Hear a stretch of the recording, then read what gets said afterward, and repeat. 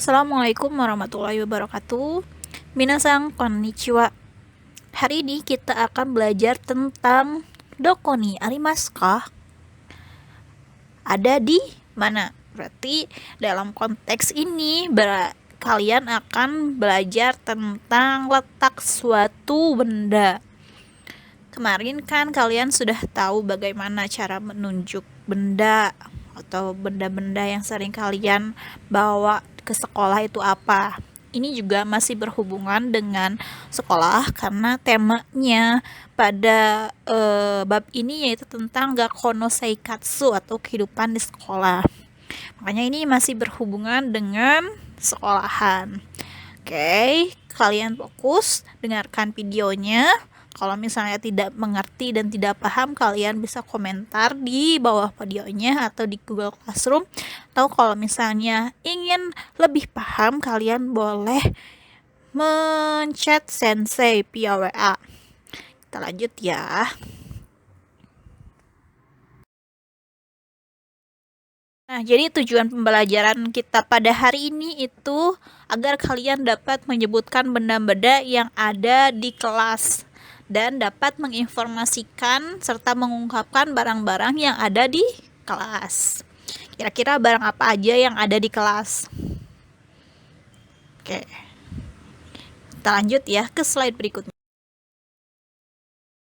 Nah, kita langsung ke kosakata dalam bahasa Jepang. Ini ada kosakata barang-barang yang ada di kelas.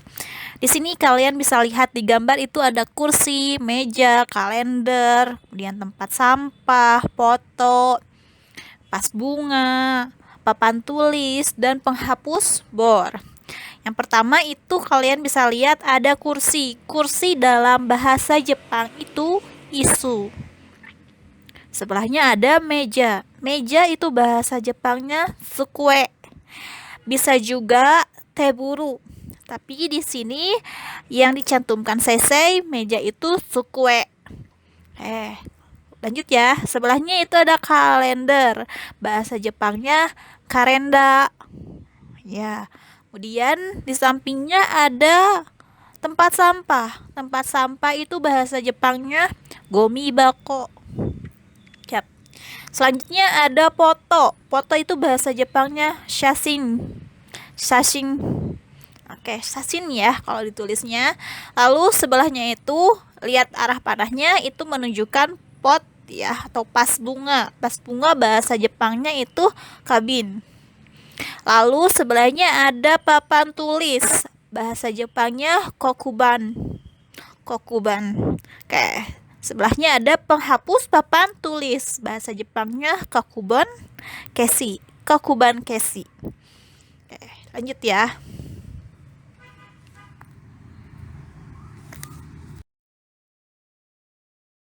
Nah, kan tadi sudah sensei jelaskan bahwa kita akan belajar tentang letak suatu benda itu ada di mana. Jadi kosakata selanjutnya ini tentang letak. Di sini ada uwe.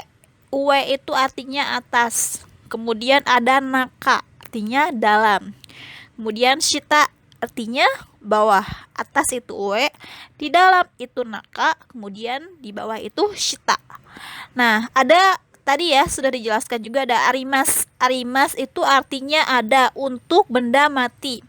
Karena ada kosakata ada itu untuk benda hidup gitu. Tapi ini untuk benda mati itu arimas. Kalau untuk benda hidup seperti manusia atau hewan itu atau makhluk hidup itu biasanya adanya itu bahasa Jepangnya imas. Nah, ini kalau untuk benda itu arimas. Paham ya? Untuk kosakata diharapkan kalian menghafalkan kosakatanya. Semakin banyak perbendaharaan kata dalam suatu bahasa, semakin mudah pula kalian membuat sebuah kalimat dalam bahasa tersebut.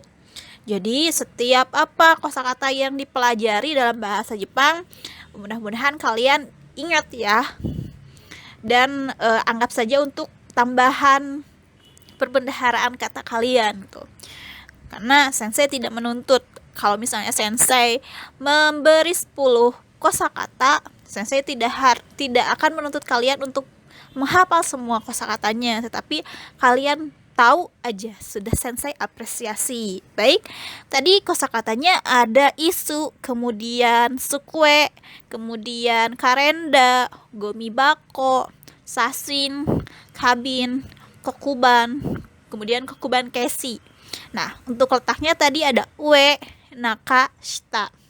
Nah, kita lanjut ke slide berikutnya.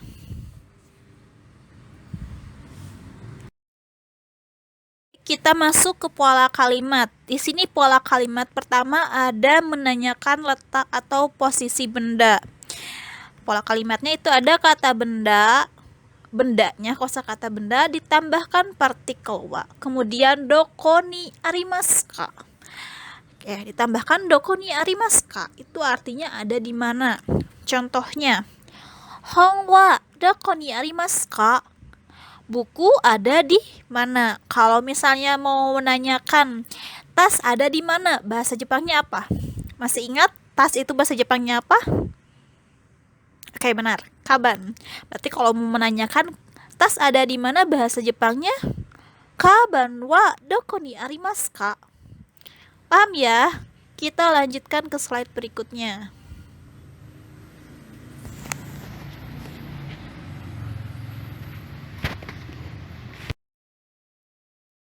Oke, pola kalimat selanjutnya adalah menyatakan letak atau posisi benda. Pola kalimatnya itu ada kata benda, kosakata benda, kemudian partikel wa, kata benda, kosakata tempat atau bendanya.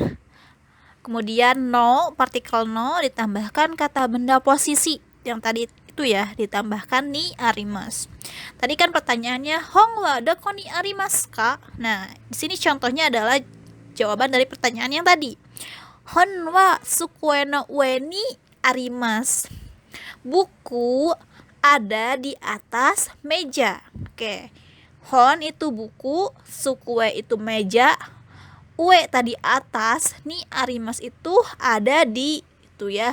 Jadi buku ada di atas meja. Kalau misalnya buku ada di dalam tas. Oke. Buku itu hon. Sekarang tas itu apa?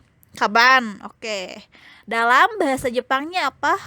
Naka. Oke, naka. Kita buat dan masukkan ke dalam pola kalimat yang atas ya. Yang contoh-contoh yang kosakata yang barusan sensei sebutkan. Tadi bendanya adalah buku, berarti hon.